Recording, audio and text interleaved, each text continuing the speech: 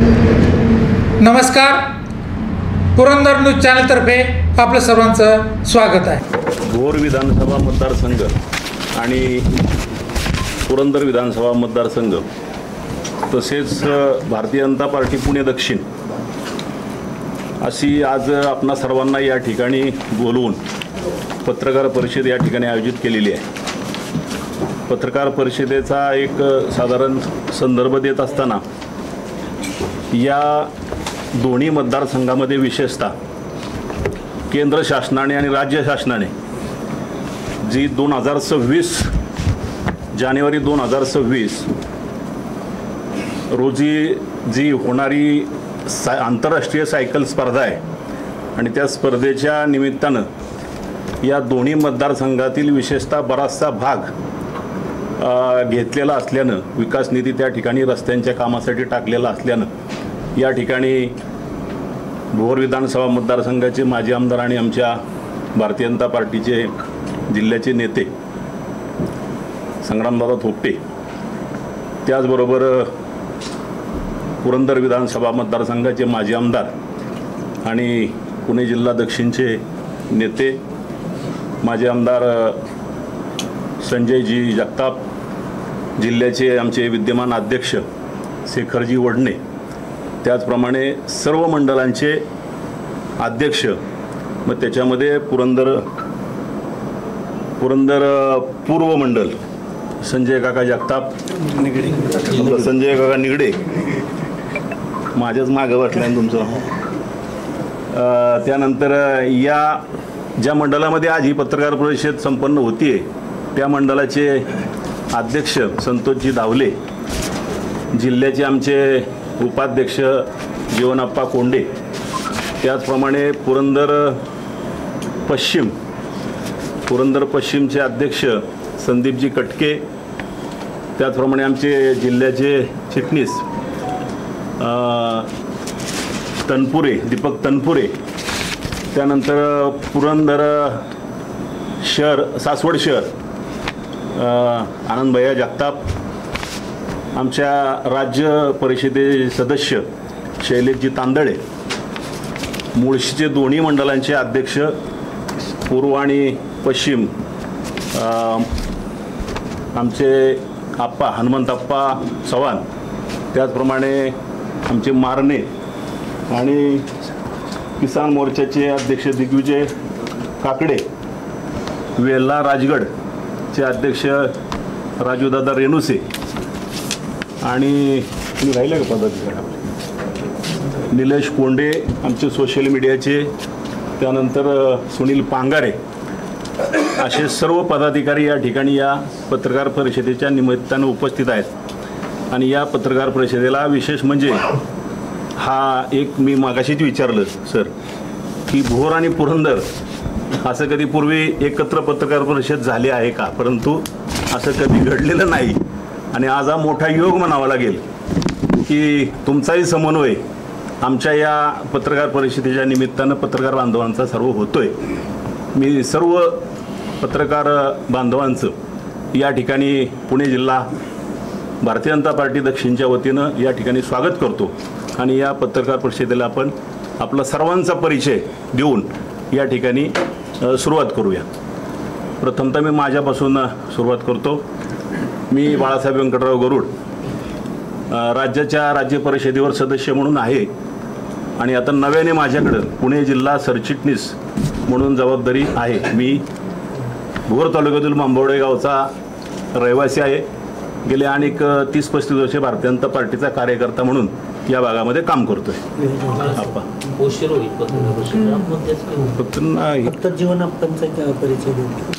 मी जीवनाप्पा Conde, Pune जिल्हा नियोजन मंडळ सदस्य, आता पुणे जिल्हा भारतीय जनता पार्टीचा उपाध्यक्ष। सुरू करू। आज महत्त्वाची गोष्ट म्हणजे आज जी पत्रकार परिषद होती, जसं आमच्या जिल्ह्याचे सरचिटणीस बाळासाहेब गरुड यांनी सांगितलं की प्रथमतःच भोर विधानसभा आणि पुरंदर विधानसभेची एकत्रित पत्रकार परिषद होती। आत्ताच सगळ्यांचा नामोल्लेख त्यांनी केलेला आहे। मी सर्वप्रथम आज जिल्ह्याच्या वतीने आज सर्व पत्रकार बंधूंचे मी स्वागत करतो। या पत्रकार परिषदेसाठी भोर विधानसभेचे माजी आमदार माननीय संग्रामदादा, तसेच पुरंदर विधानसभेचे माजी आमदार सन्माननीय संजय सर जगताप हे उपस्थित आहेत. यांचंही मी प्रामुख्याने स्वागत करतो.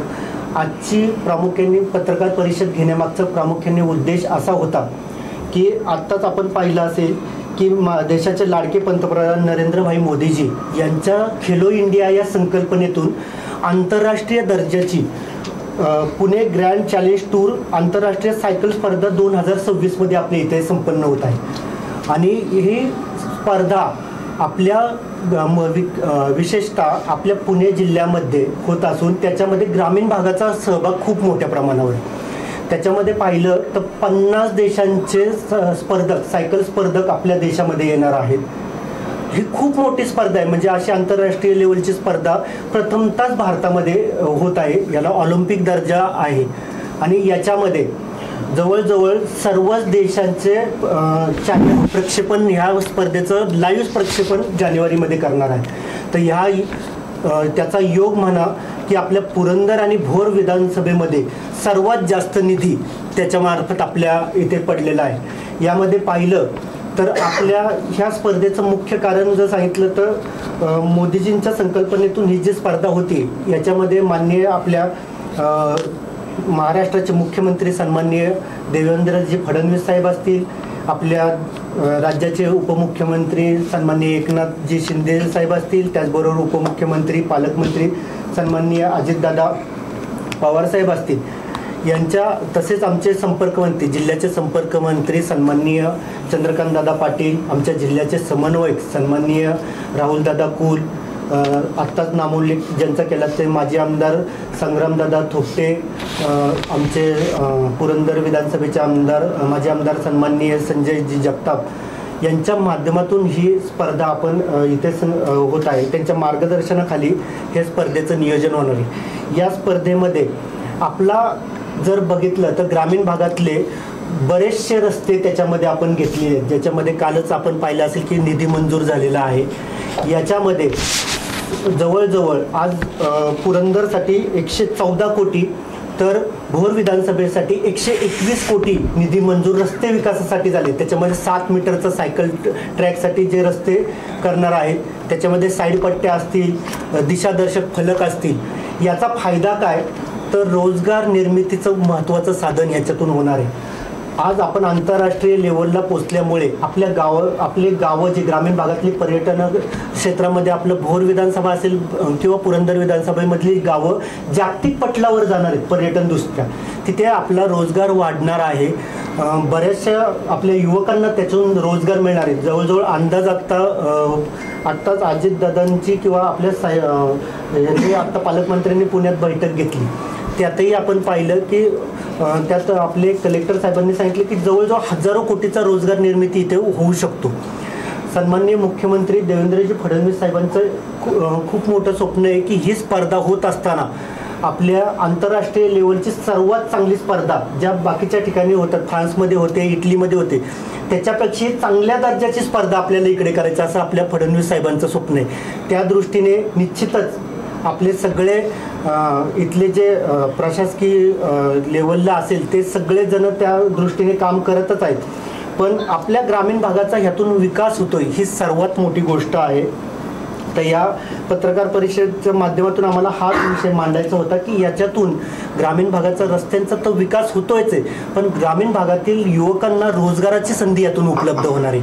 आणि यासाठीच आपण पत्रकार परिषद आयोजित केली आहे. यानंतर संग्रामदादा थोपटे साहेब आपल्याला विषय मांडला. काय बोललं नाही तुम्हीच करा का आंतरराष्ट्रीय दर्जावरती जाणार आहे आपले तिन्ही तालुके, चारी तालुके.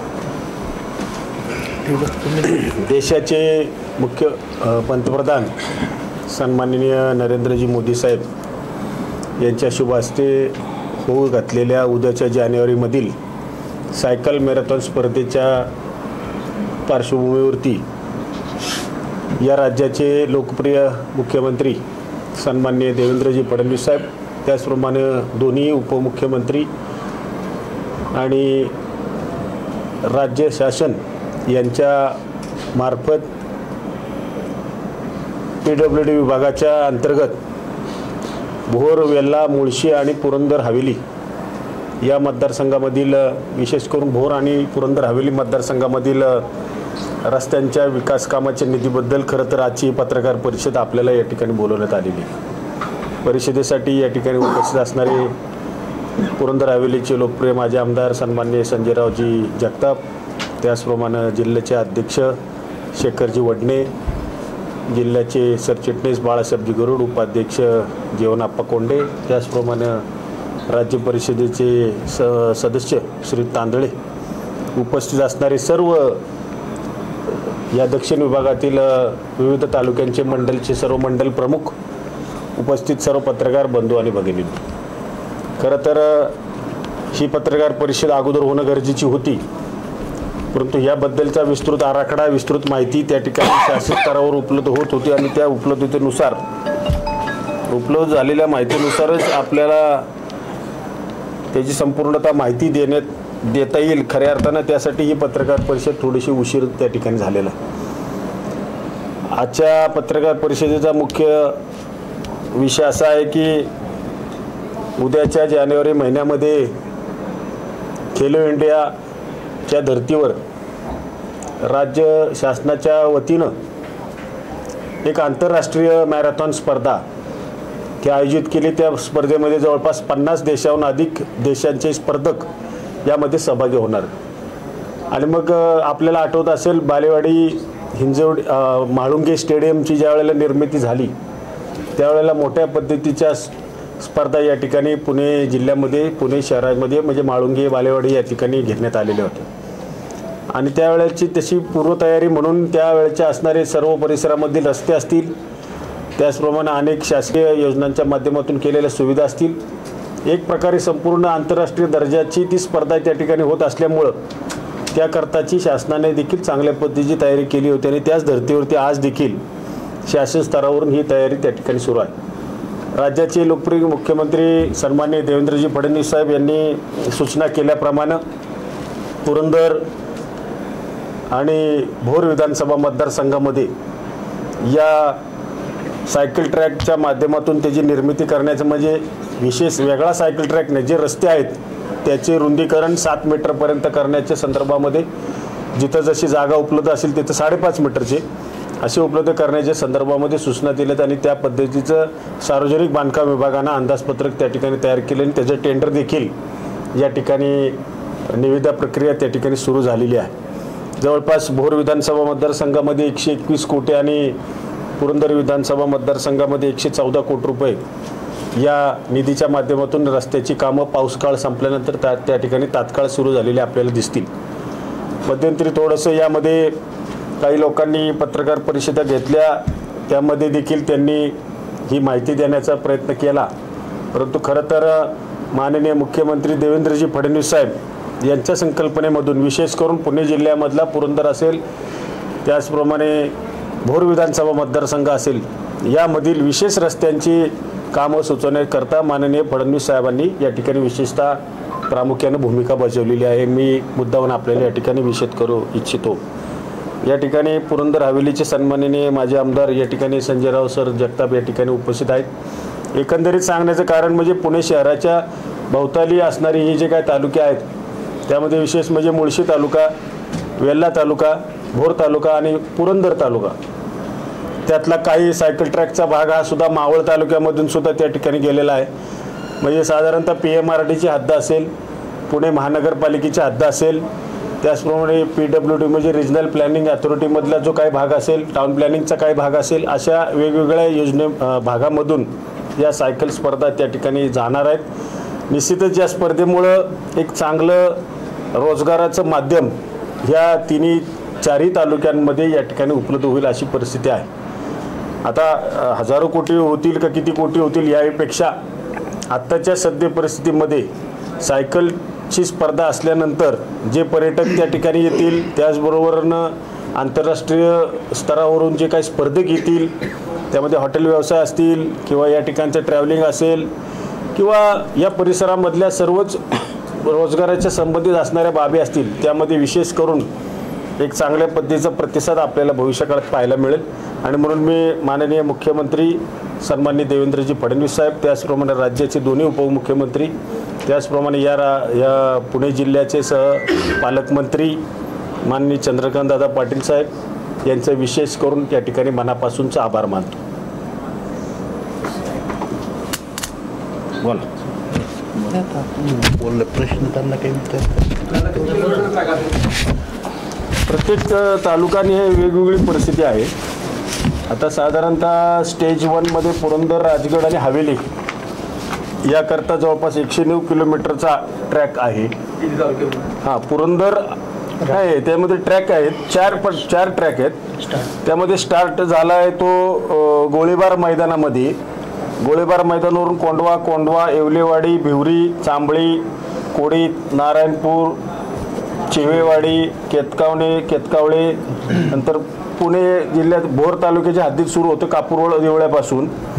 नंतर कासुर्डी एक आहे, मोहरी आहे, म्हणजे इथून कासुर्डीला कापूरवळवरून कासुर्डीवरून मोहरीवरून जांभळी, मधल्या देडघर मार्गे जांभळीवरून आंबवणे, करंजावणे, नंतर वांगणी, निगडे, कुसगाव, कुसखिंड मार्गे खेड शिवापूर, नंतर कोंढणपूर, सिंहगड रोड, सिंहगड घाट मार्गे डोंजे आणि शेवट खडकवासल्याचा लेक व्ह्यू पॉईंट जो आहे तो किरकटवाडीचा, तिथं हा एक ट्रॅक त्या ठिकाणी संपतो. त्याची पूर्ण लांबी 109 किलोमीटरची आहे. दुसरी लांबी आहे 91 किलोमीटरची स्टेज 2मध्ये. त्यामध्ये मुळशी, मावळ आणि PCMCचा काही भाग त्या ठिकाणी येतो.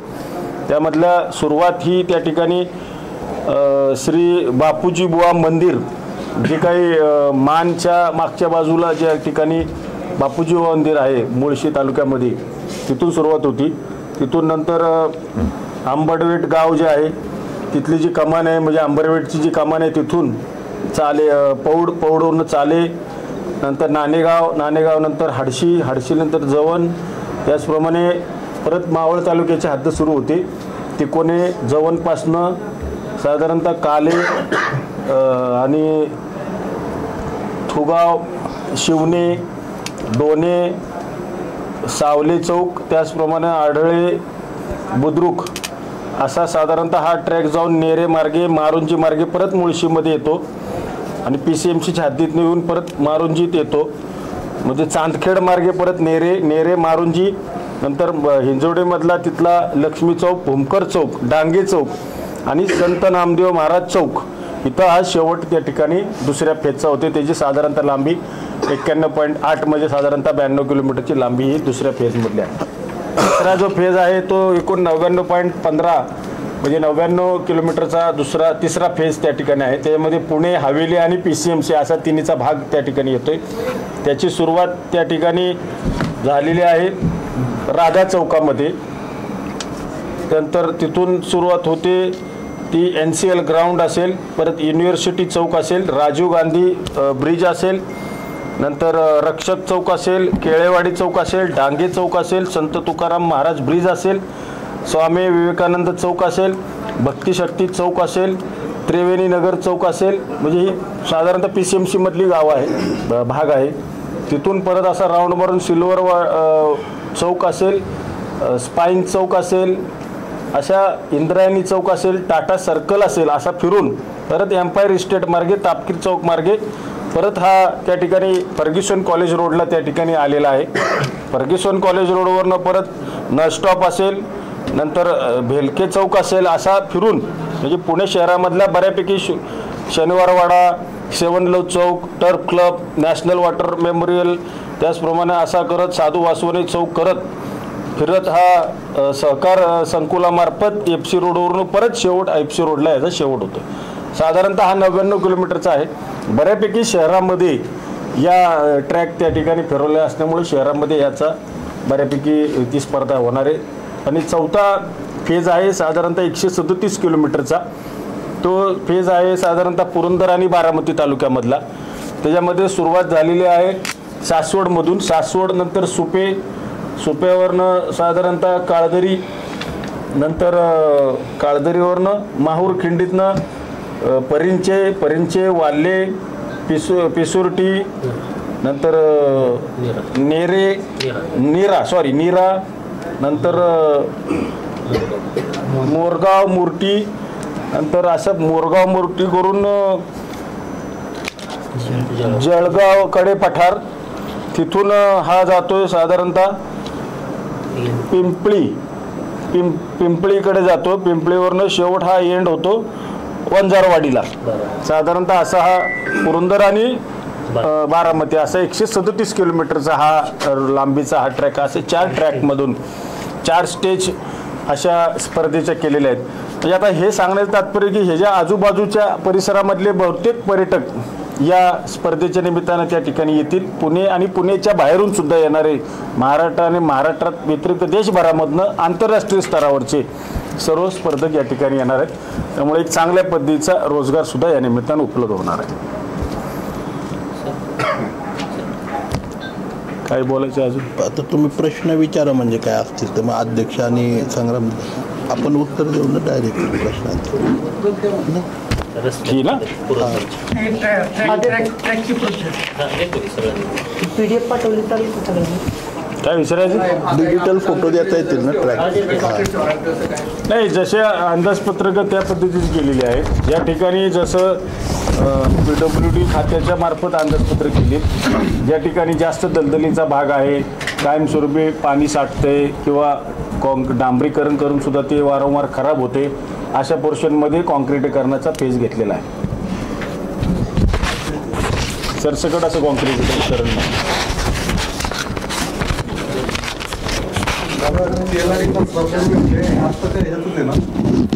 ह्याच्यामध्ये साधारणतः हा रोड असा धरलेला आहे, तो आंबोलेपासून ते वरपर्यंत, आणि हा जो आता कासुर्डी ते हातवे ते दीडगरवरनं परत त्या मुख्य रस्त्यावर येतोय, आणि त्याचा परत सुरुवात ही करंजावण्यापासनं कुसगाव खिंडी मार्गे कुसगाव गावात खेडशॉपूरपर्यंत मधला पीस नाही. शंकर मांडेकर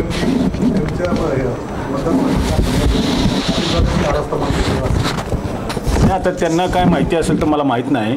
माझ्याकडे जी काय माहिती आहे त्याच्यामध्ये जे मी आत्ता हे जे बोलतो आपल्याशी, हे शासनाचं जे काय टेंडर झालेलं आहे, निघालेलं आहे, त्याच्या आधारावर मी बोलतोय. ते कशाच्या आधारावर बोललेत मला सांगता येणार नाही.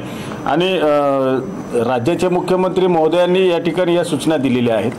त्यामुळं हा कोणी केला याच्याबद्दलचा प्रश्न किंवा त्याच्याबद्दलची पत्रकार परिषद असं मला सांगायचं नाही, परंतु राज्य शासनाचे सर्व जे मुख्यमंत्री आहेत आणि दोन्ही उपमुख्यमंत्री आहेत, यांच्या सर्वांच्या सूचनेप्रमाणे या रस्त्याला निधी उपलब्ध होतोय. पुरंदर तालुक्याच्या हिशोबाने जर बघितलं तर जी गावं आहेत, ज्या गावांमधून हा ट्रॅक जातो, तर एकंदरीत तालुक्याच्या विकासासाठी किंवा एकंदरीत इन्फ्रास्ट्रक्चरचे डेव्हलपमेंट होणार आहे, यामुळं काय या तालुक्याच्या रोजगारामध्ये आणि या उत्पन्नामध्ये वाढ होईल.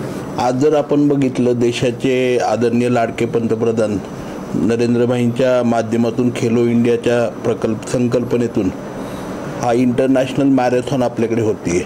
ह्याचा एक सर्वात महत्त्वाचा फायदा आहे की 50 देशातले जे वेगवेगळे सायकलपटू आहेत ते ह्याच्यामध्ये पार्टिसिपेट करणार आहेत. जानेवारी महिन्यामध्ये ज्यावेळेस ही स्पर्धा आहे त्यावेळेस 5000पेक्षा जास्त परदेशी नागरिक ह्या ट्रॅकवरती ही स्पर्धा बघायला येणार आहेत. आणि आपल्या संपूर्ण देशामधून साधारणतः 30,000 लोक आहेत ना, वेगवेगळ्या राज्यातली हे ट्रॅक बघायला येणार आहेत. त्याचबरोबर ESPN असेल, स्टार स्पोर्ट असेल, CNN स्पोर्ट्स असेल, असे इंटरनॅशनल न्यूज चॅनल जे स्पोर्ट्समध्ये काम करतात हे सगळे त्याच्यामध्ये येणार आहेत. दुसरी सर्वात महत्त्वाची, जसं आदरणीय संग्रामदादा यांनी भारतीय जनता पक्षाचे जिल्हाध्यक्ष शेखरजींनी सांगितलं की या ट्रॅकमुळे 3 फायदे प्रामुख्याने होणार आहेत. एक सर्वात महत्त्वाचं, इंटरनॅशनल नकाशावरती पुणे शहर, पिंपरी चिंचवड, पुणे ग्रामीण, त्याच्यामध्ये प्रामुख्याने मुळशी, भोर, वेल्हा, पुरंदर, बारामती हे सर्व तालुके त्या ठिकाणी येणार आहेत. पर्यटनासाठी खूप मोठ्या प्रमाणात चालना मिळणार आहे, कारण निसर्गाचं खूप मोठं देणं ह्या ठिकाणी आहे. आपल्याकडे देवस्थानंसुद्धा खूप मोठी मोठी या ठिकाणी आहेत. गावं या ठिकाणी रस्त्यांच्या माध्यमातून, ज्या सायकलचा ट्रॅक होतोय, प्रामुख्याने सगळी गावं ग्रामीण भागातली याच्या माध्यमातून जोडली जात आहेत. आणि माझे पत्रकार मित्रांनी जे उत्तर दिलं, काय झालं की आत्ता आपण जर बघितलं, एखादी गोष्ट पाऊस पडला की पाऊस आम्ही पाडला म्हणून घेणारे खूप मंडळी त्या ठिकाणी आघाडीवरती असतात, पण तो पाऊस का पडला कुठेतरी त्या ठिकाणी कमी दाबाचा पट्टा निर्माण झाला किंवा कुठेतरी निसर्गाची हे झाली म्हणून तशाच प्रकारे हा जो निधी आला आहे हा निधी प्रामुख्याने या देशाचे दूरगामी विचार करणारे खेलो इंडियाच्या माध्यमातून संकल्पना मांडून आज इंटरनॅशनल मॅरेथॉनच्या माध्यमातून केवळ ती स्पर्धा होत नाही आहे तर देशाच्या नाहीतर जगाच्या नकाशावरती आपण पुणे जिल्हा त्या ठिकाणी इंटरनॅशनल लेवलवरती जातो आहे. याचा पर्यटनामध्ये आज जगभरातले पर्यटक इथे येणार आहेत. हे आल्यानंतर केवळ सायकल स्पर्धेसाठी नाही नंतरच्या काळामध्ये इतरही गोष्टींच्यासाठी पोचणार आहेत आणि त्यामुळे त्याची निर्मिती रोजगार हा खूप मोठ्या प्रमाणावरती होणार आहे. आज आदरणीय संग्रामदादा असतील त्यांच्या माध्यमातून आमच्या पुरंदर तालुक्यामध्ये सुद्धा खूप मोठ्या प्रमाणावरती गावागावापर्यंत ग्रामीण भागापर्यंत हा पर्यटक हे सर्व विजिटर्स त्या ठिकाणी पोचणार आहेत आणि आम्हाला एक वेगळ्या प्रकारचं मार्केटिंग होणार आहे. त्यामुळे शॉर्ट टर्ममध्ये विचार न करता आम्ही लाँग टर्ममध्ये विचार करतो की याच्यामुळे आमची गावचे रस्ते सगळे चांगले होणार आहेत, आमच्याकडे पर्यटनाला चालना मिळणार आहे, आमची गावं जागतिक नकाशावरती येणार आहेत आणि याच्यामुळे सातत्याने व्यवसाय वृद्धी ग्रामीण भागामध्ये ह्या सगळ्या गोष्टी त्या ठिकाणी येणार आहेत. आणि हीच संकल्पना राज्याचे मुख्यमंत्री आदरणीय त्या ठिकाणी देवेंद्रजी फडणवीस साहेबांची आहे आणि त्यांच्या संकल्पनेतून ही सगळी रचना आणि ट्रॅक झालेले आहेत. आज एखादं टेंडर फ्लोट झालं म्हणून मी म्हणायचं की असं झालं आम्हाला त्याची अपेक्षा नाही आहे. आज महाराष्ट्र सरकारच्या माध्यमातून मुख्यमंत्री दोन्ही उपमुख्यमंत्री यांचं त्याच्यामध्ये आहे पण जे दूरदृष्टीचा दृष्टिकोन आहे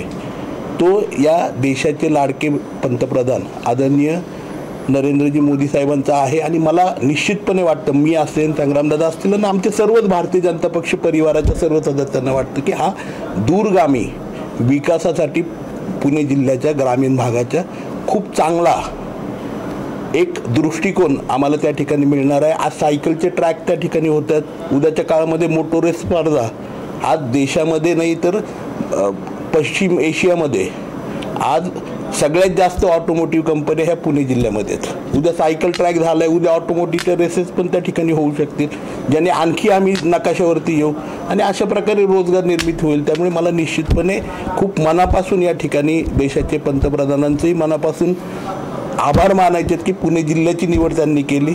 महाराष्ट्राच्या मुख्यमंत्र्याचे आमच्या सर्व परिवाराच्या वतीने आभार मानायचे आणि आपल्या सर्वांनाही याची कल्पना मिळावी की पाऊस कमी दाबाचा पट्टा म्हणून पडलेला नाही. हा सगळा जो निधी आलेला आहे हा एक संकल्पना डोळ्यासमोर ठेवून एक विचार डोळ्यासमोर ठेवून हा सगळा निधी आलेला आहे आणि त्याबद्दल मनपूर्वक आम्ही सर्वच मंडळी देशाचे पंतप्रधान आदरणीय देवेंद्रभाईंचं आणि आपल्या राज्याचे विकास पुरुष मुख्यमंत्री आदरणीय देवेंद्रभाईंचं आणि देशाचे पंतप्रधान नरेंद्रभाईंचं खूप मनापासून अभिनंदन करतो.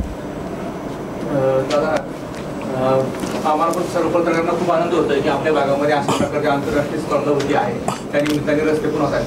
पण असं एक वाटतं की आपल्या भागामध्ये पर्यटन स्थळ अतिशय भरपूर आहेत, इतिहासकालीन किल्ले आहेत, त्याला जाणारे रस्ते त्याची दुरावस्था आहे. अशा युद्ध पातळीवर जसं सायकल स्पर्धेसाठी झालं तसं त्या पातळीवर काय तुम्ही प्रयत्न करणार आहात का किंवा मोदी साहेबांच्या किंवा मुख्यमंत्री साहेबांच्या माध्यमातून आपल्या भागातील पर्यटन स्थळासाठी सुद्धा असे रस्ते झाले पाहिजे काय असं काही आपल्याकडनं काही आहे का संकल्पना तुमची? निश्चितपणे जसं सायकल स्पर्धा झाल्यात मी म्हणलं मोटोस्का स्पर्धा आहेत, आयर्नमॅन सारखी मॅरेथॉन आहे ज्याच्यामध्ये मिक्स स्पर्धा असते की मॅरेथॉन चालवली जाते, सायकल चालवली जाते, स्विमिंग होतं.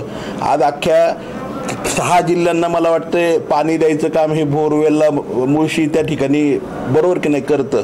एवढी मोठी धरणं आहेत तर आयर्नमॅन सारखी स्पर्धा आली तर पुन्हा एकदा रस्ते नेटवर्क येणार आहे आणि गावागावापर्यंत म्हणजे काय होते की आज आपल्याकडे खूप सुरेख आणि पुरातन मंदिर आहेत पण ती गावं चांगल्या रस्त्याने जोडली गेली तर ही मंदिरं लोकांच्या समोर येणार आहेत. आज जगभरातले केवळ पर्यटक नाही येणार, जगभरातले आज जसे तुम्ही न्यूज चॅनल्स या ठिकाणी आलेला आहात किंवा पत्रकार आलेला आहात, जगभरातले स्पोर्ट्सवरती लिहिणारे पत्रकार किंवा जगभरातले चॅनल्स त्या ठिकाणी येणार आहेत आणि निश्चितपने स्पोर्ट्स बरोबर ते ह्या गोष्टीसुद्धा देशभर नव्हे तर जगभर पोहोचवणार आहेत. त्यामुळे आम्हाला खात्री आहे सर्वांनाच म्हणजे आमचे जिल्हाध्यक्ष शेखरजी असतील, आम्ही सर्व टीम भारतीय जनता पक्षाची आदरणीय आमचे नेते संग्रामदादा थोपटे आम्हाला सर्वांनाच खात्री आहे की याच्यामुळे खूप दूरगामी आणि एक चांगला विकसित पुणे ग्रामीण होण्यासाठी आम्हाला खूप मोठा फायदा मिळणार आहे.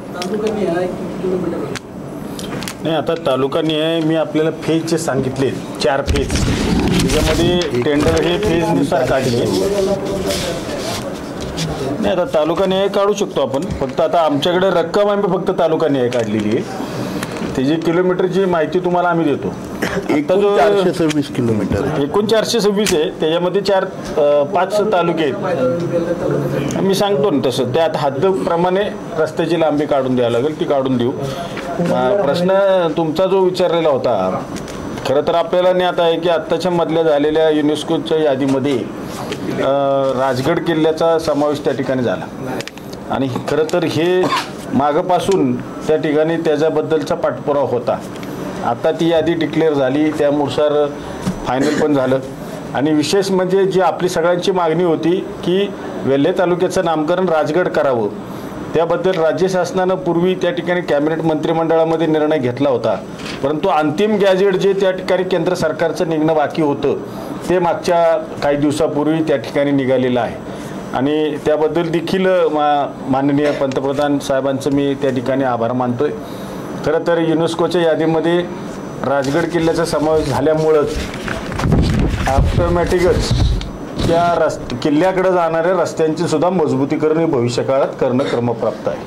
आज वाजेगर पाल भोसलेवाडी येथे राणी साईबाईंच्या समाधीस्थळाचा काम त्या ठिकाणी जवळपास 29 कोटी रुपयाचं मंजूर आहे. त्याचेही कामाच्या अंतिम ड्रॉइंग निविदा त्या ठिकाणी झालेल्या आहेत.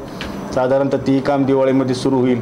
आणि ऐतिहासिक वास्तू असेल किंवा तिचं जतन असेल करण्याच्या संदर्भामध्ये राज्य शासनाच्या जे काही विभाग आहे, पर्यटन विभाग असेल किंवा राज्य सरकारचा जो काही गड किल्ल्यांचा विकास करणारे विभाग आहे, त्याकरताही आपण निधीची मागणी केलेली आहे. विशेष करून माननीय शंभूराजे देसाई साहेब जे मंत्री आहेत, पर्यटन मंत्री आहेत, त्याच्यामध्ये त्यांच्याकडे सुद्धा या रस्त्यांना म्हणजे साधारणतः पुरंदर ते राजगड, राजगड ते तोरणा, त्याचप्रमाणे पुरंदर असेल किंवा रायगड ते राजगड, साधारणतः रोहिडेश्वर, रायरेश्वर अशा गड किल्ल्यांना जोडणारे रस्ते या ठिकाणी व्हावेत असा आपण पर्यटन विभागाकडे सुद्धा प्रस्ताव दिलेला आहे.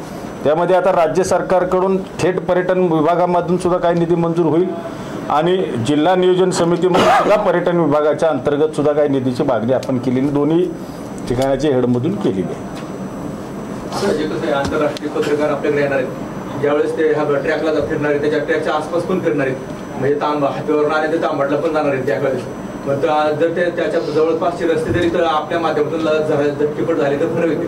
नाही, आता जो ट्रॅक ठरवलेला आहे हा ट्रॅक विशेष करून सायकलिंग आणि लोकांना सुद्धा त्या ठिकाणी कशा पद्धतीचं त्याचा उपयोग होईल अशा पद्धतीचा हा ट्रॅक सुचवलेला आहे. तसं रस्त्यांच्या बाबतीत बोलायचं म्हटलं तर बरेचसे रस्ते त्या ठिकाणी पाऊस काळामुळे खराब झालेले आहेत.